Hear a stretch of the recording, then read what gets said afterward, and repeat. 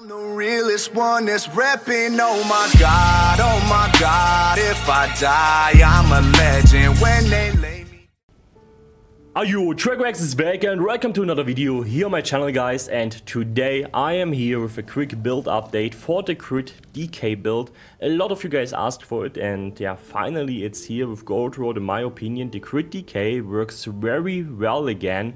They buffed it defense-wise a lot. In the last patches, I would say, when you play solo or duo and you don't cross heal or something, it was sometimes hard to survive. But now with the crit DK, I'm using a resto stuff on back bar. We have some mad heals. We're stacking up the major mending with the resto heavy attacks, major vitality with the new healing ability. Then we have also the DK passive that also gives us some extra percentage wise, more healing power. And then we stack in our Ash Cloud, Rigor, and when we drop low we burst heal.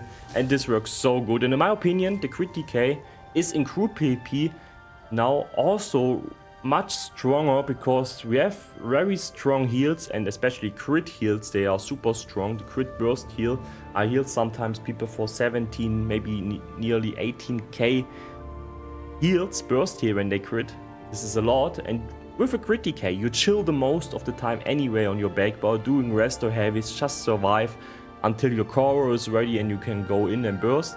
So you can also heal your teammates now with this build, and this is super strong in my opinion, because you can chill on your back bar, heal your mates, and then when all your teammates have the ultimates ready, you go in with Koro, stack them on you and burst them with your mechanical Koro combo.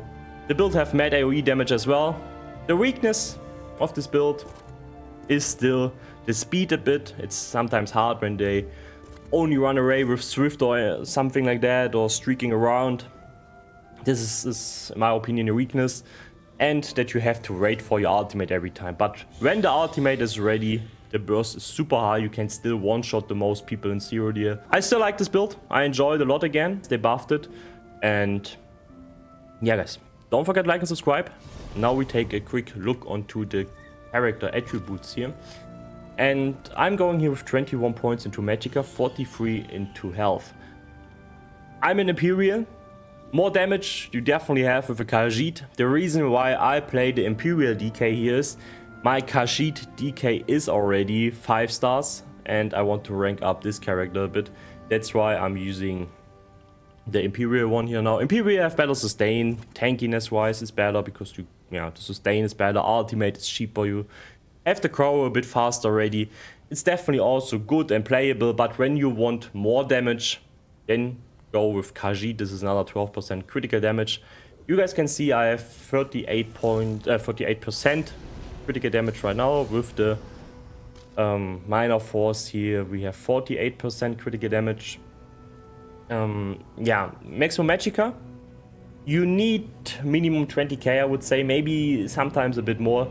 This depends also on your race, what amount of points you need in Magicka. With Khajiit you get another 1k, for example, but you should minimum have 20k to do your full combo while you're on front bar. And also when the Koro ends, that you maybe still have some Magicka to heal afterwards when you need it. So yeah, you need a bit amount of Magicka is nice to have, to complete the full combo. And when the Koro ends, you also want some resources to heal afterwards, or go defensive again, and not that you spend all your resources in Koro, then you burst everyone and then there's still some people around you and you have no sustain anymore. So minimum 20k, maybe even a bit more if you can. Now we take a look onto the sets. Here I'm going with 2 axes of the mechanical acuity set, one with a poison damage, the other one with a flame damage enchantment, main hand in Nirnhound and the off hand in charged. Charged simply for the status effects. When they proc, it's some extra damage, and we get with the DK passive some resources back. Mechanical acuity, I think the most of you guys know what it does. It gives you maximum stam, Magicka, some weapon and spell damage, and when it stacks up we get 100% critical chance, so every of our hits is critical. And when we are on Koro, we have also 100% penetration, so we ignore the resistance of our enemies, everything crits, and we play on crit, so we stack up the crit damage a lot. With Khajiit even more, so we have some high crit damage, everything crits, and everything ignores resistance, so we don't need any sharpened, we don't need maces or stuff like that. Because we get the pen with Koro, and we mainly play on this combo. We wait for the mechanical proc, and then we go in with our Koro, and then we burst everyone. Yeah, so this is why we're using mechanical here, not other set. We want the 100% crit chance here because we only burst over the duration, and the rest of the time it's 25 seconds cooldown, but you definitely need also a while to get the Koro ready. So when the Koro is ready, normally the mechanical is also ready. It's maybe helpful when you're playing group and someone use Arcasis or something to also get the Koro a bit quicker ready, but too quick is also not so nice because you, like I said, you have to wait anyway for the mechanical proc. Okay, the second set on the back bar, Rallying Cry. 2 times critical chance is nice for the crit heals. Yeah, more crit chance, more crit heals. Defending here with increased weapon, spell damage, enchantment. And the last bonus is also some decent amount of weapon damage, simply more damage done. And the crit resistance makes us tankier. We don't need rest or something, we chill the most of the time on backbone doing resto heavy attacks, and with all that heavy pieces that we wear as well, the heavy attacks of resto stuff gives us so much magicka back, so we can hold our heals up, and yeah, we don't need any resource set here. And Rallying Cry is also, yeah, like I said, in group PvP nice to have. You can buff your teammates as well with it. Monster set, Bloodspawn, heavy head here in reinforced. With a multi-effect enchantment, all my body pieces are with a multi-effect enchantment. And yeah, Bloodspawn, even if you don't get ultimate points anymore while you're on Koro, it still helps a lot after the Koro to get your ultimate ready quick. And also nearly 4k physical and spell resistance makes us simply tankier. When we stack our heals, we have good amount of armor, we have a high crit resistance, so we are tanky, we have good heals. And yeah, still, in my opinion, the best set for a crit DK build. Otherwise, you have to wait so long to get your Koro ready, and yeah, that's not so nice. Then also for the sustain, yeah, on DK we pop our ultimate, we get resources. So Bloodspawn, perfect for DK. Trainee chest here, also heavy and reinforced for more maximum health. Bloodspawn shoulder, also heavy and reinforced. I play a lot of reinforced here. We body tank a lot, and we have already enough crit resistance with Rallying Cry. And we body tank here a lot with the resto heavies. We get some damage in, but we stack our armor super high. We have super good crit resistance, like I said, and then reinforced works very well here on the heavy pieces.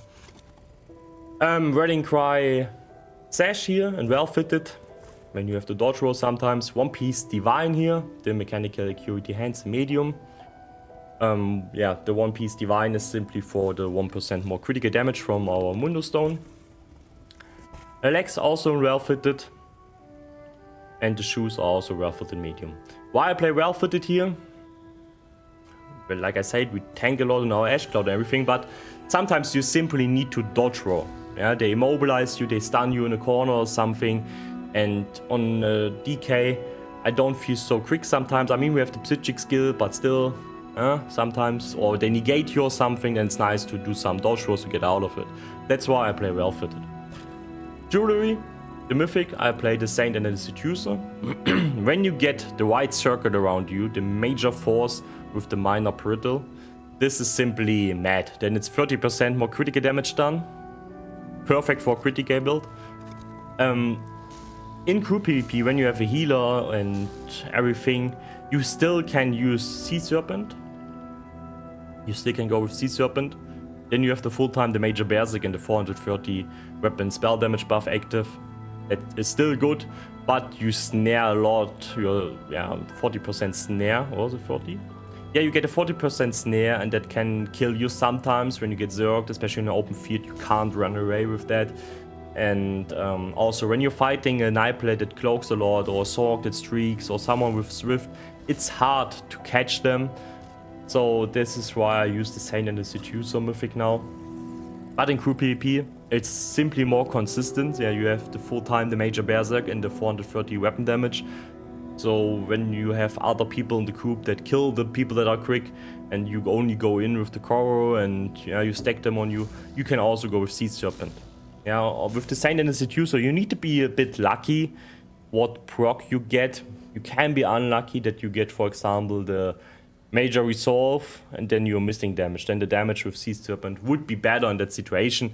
But when you play solo or duo and without the healer, I would say go with this mythic here, because you have simply the better movement that can save you a lot and also takes out the frustration that you can have with Sea Serpent when the enemy runs away a lot. You can't catch them. Everyone is so quick now, and then yeah, Sea Serpent is kinda dead a bit in PvP. I don't see so many people using it anymore. Yeah, the other two pieces of jewelry are Rallying Cry, one infused here as well. Yeah, the two pieces here are infused with weapon and spell damage and Magicka recovery. And the last one is infused with a reduced Magicka cost enchantment for the Ash Cloud. So we negate the cost of that skill. And we take now a look onto the skills. And here you guys can see Cinderstorm, only 25 Magicka per second. So it's basically for free. But we start on the front bar now.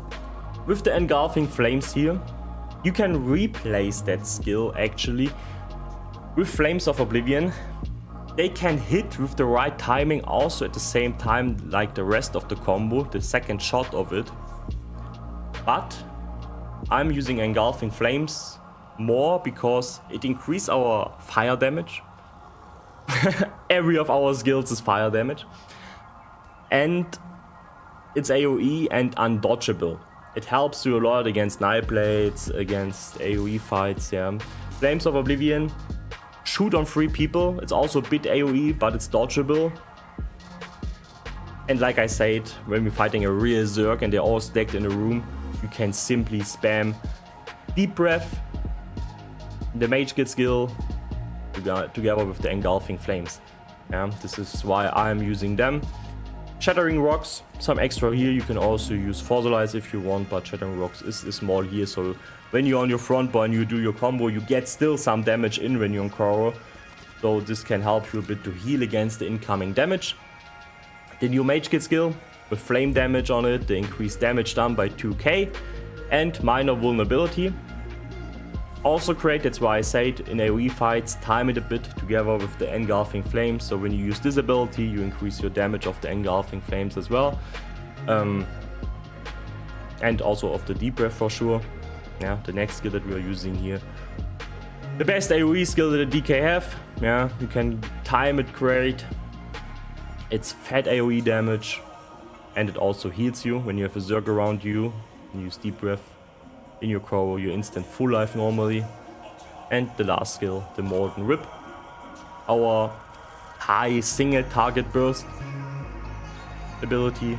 And also increase our weapon spell damage a bit when we stack up the stacks with the Engulfing Flames.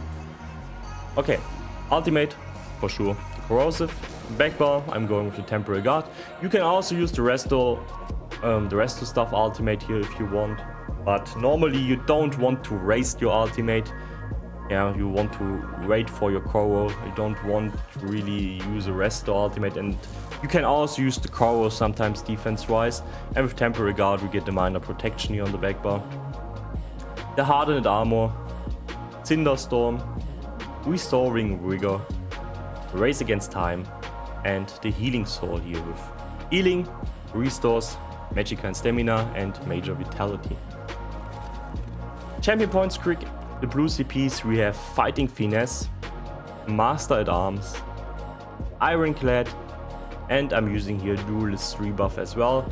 Like I said, we stack the defense things here as well. We are chilling on our back bar, we body tank a lot while we're doing Restore Heavies, and then we simply heal against the incoming damage, but with all the damage mitigation that we have, the incoming damage isn't so high. I'm not using Celerity here on the crit DK. It's a bit slower for sure, but I'm using other CPs here. For example, Relentlessness for the major protection buff when we get stunned, Pain's Refuge, Sustained by Suffering, and Boundless Vitality. Okay guys, this is the build, and if you have questions to this build, feel free to ask me in the comments below. We see us in the next video. By the way, the potions that I'm using, before I forgot that, are the COD potions. I get my buffs, my crit buff and my brutality buff with the alliance pots here. And I play them on stamina. We don't need Magicka pots because like I said, we chill on our backbone doing restore heavies for Magicka. So we are using here the stamina pots, and on DK you need the brutality buff and not the Magicka one, because we get the minor brutality on DK as well, so we want high weapon damage and not spell damage. We have the 10% buff from the passives. Okay guys, this is the build. Like I say, feel free to ask me in the comments below if you have questions. We see us in the next video, and bye bye.